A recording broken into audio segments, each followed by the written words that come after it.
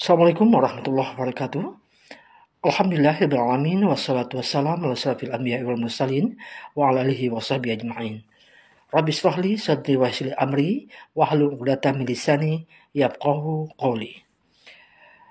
Para pendengar yang beriman, mungkin kita sering mendengar lantunan ayat Allah surah Az-Zariyat ayat 56. Bismillahirrahmanirrahim. Wa ma khalaqtul jinna wal insa illa liya'budun. Dan tidaklah aku menciptakan jin dan manusia melainkan supaya mereka beribadah kepadaku. Makna ayat ini, Allah Subhanahu wa taala mengabarkan bahwa Dia menciptakan jin dan menciptakan manusia untuk beribadah kepadanya. Jadi, tidak benar jika seorang muslim menaruh perhatian penuh terhadap peradaban kehidupan materialistis. Karena seorang muslim yang baik diciptakan di dunia ini untuk satu tujuan, dan dia harus berusaha keras mewujudkan tujuan tersebut, yaitu beribadah kepada Allah. Tidak meniru orang-orang yang tidak percaya kepada Allah. Para pendengar, setiap seorang muslim yang ingin mewujudkan tujuan hidupnya, yaitu ibadah, maka dia harus mengetahui definisi ibadah itu. Ibadah ialah yang mengucapkan segala sesuatu yang dicintai dan diridhoi oleh Allah, baik berupa perkataan maupun perbuatan, baik yang lahir, yang tampak maupun yang batin atau amalan hati. Seperti halnya sholat, zakat, puasa, haji, jujur menyampaikan amanah, berbakti kepada kedua orang tua, bersilaturahmi, menepati janji, melakukan amar ma'ruf dan nahi mungkar, berjihad melawan orang-orang kafir, serta berbuat baik kepada tetangga, anak yatim, orang miskin, ibnu sabil, budak, juga kepada binatang ternak. Kemudian selalu berdoa, berzikir, membaca Al-Quran dan yang semisalnya. Dan semua amalan-amalan di atas termasuk ibadah. Demikian pula cinta kepada Allah dan Rasul-Nya, takut kepada Allah, bertaubat kepadanya, mengikhlaskan agama kepadanya, bersabar terhadap takdirnya, bersyukur atas nikmatnya, ridho dengan ketetapannya, tawakal kepadanya, mengharap rahmatnya, takut dari azabnya, dan yang semisal. Semua amalan ini termasuk wujud ibadah kepada Allah. Para pendengar, Ibnu Qayyim al-Jauziyah berkata, Allah SWT mengabarkan bahwa tujuan yang dimaksud dari penciptaan makhluk itu beribadah kepadanya, yang ia merupakan kesempurnaan cinta kepada Allah.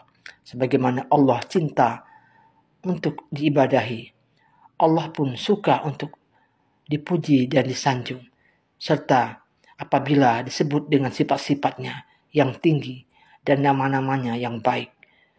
Demikian sesuai dengan sabda Rasulullah SAW. Tidak ada seorang pun yang lebih mencintai pujian kecuali Allah. Karena itulah Allah memuji dirinya.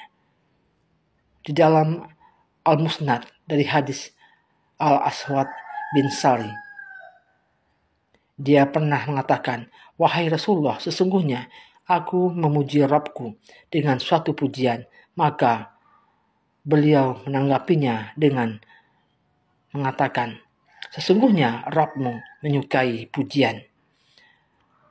Para pendengar, Allah mencintai dirinya, maka dari itu Allah memuji dirinya, menyanjung dirinya, mensucikan dirinya, serta mencintai orang yang mencintainya, memuji dirinya dan menyanjungnya. Ibnu Qayyim juga berkata, Allah mengabarkan bahwa Dia menciptakan jin dan manusia bukan dikarenakan butuh kepada mereka, dan bukan demi mencari keuntungan, akan tetapi Allah menciptakan mereka karena kebaikan agar mereka menyembahnya sehingga mereka beruntung dengan segala keuntungan. Surat Az-Zariyat ayat 56 sampai dengan 58. Para pendengar yang budiman, demikian sebagaimana firman Allah dalam surah Al-Isra ayat 7. Bismillahirrahmanirrahim. In ahsantum ahsantum li anfusikum.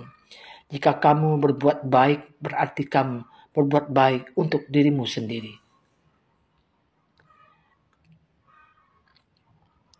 Begitu pula firman-Nya dalam surah Ar-Rum ayat 44. A'udzubillahi Bismillahirrahmanirrahim.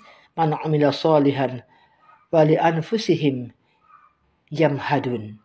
Dan barang siapa mengerjakan kebajikan, maka mereka menyiapkan untuk diri mereka sendiri tempat yang menyenangkan. Para pendengar yang beriman, hikmah diciptakan jin dan manusia itu adalah untuk mengesahkan Allah dengan beribadah hanya kepadanya.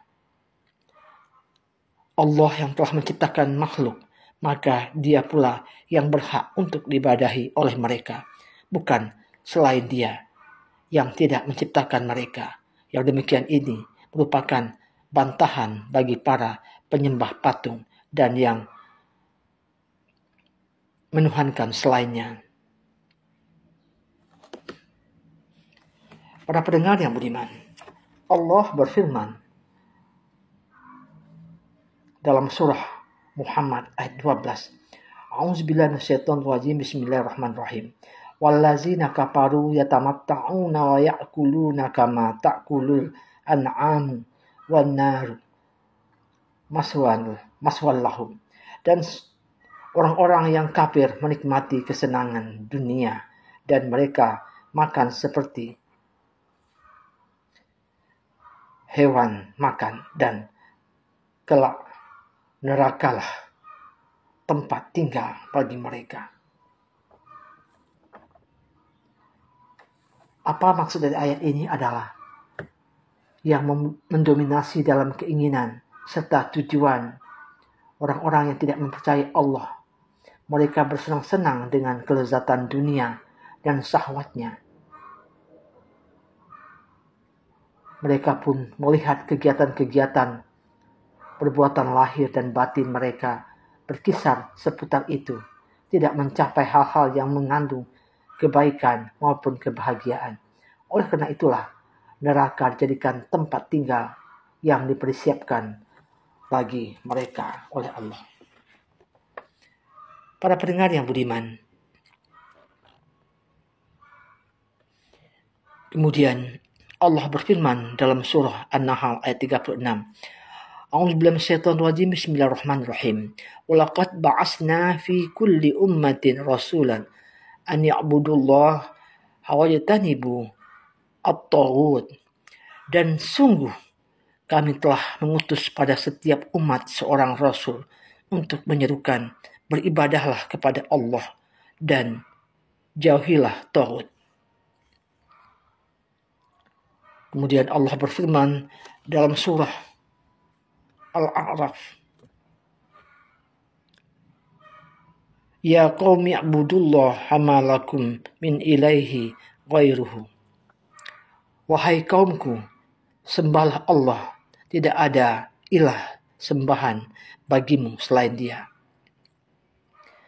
Makna ayat ini adalah Allah Ta'ala mengabarkan bahwa Dia telah mengutus seseorang rasul pada tiap kelompok umat manusia dengan mendakwahkan kalimat La ilaha illallah, sembahlah Allah, tidak ada Tuhan selain Allah, dan jauhilah taghut, beribadahlah kepada Allah dan tinggalkanlah peribadatan kepada selainnya.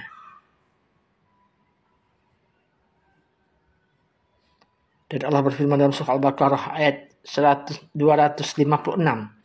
Barang siapa ingkar kepada taghut dan beribadah kepada Allah, maka sungguh dia telah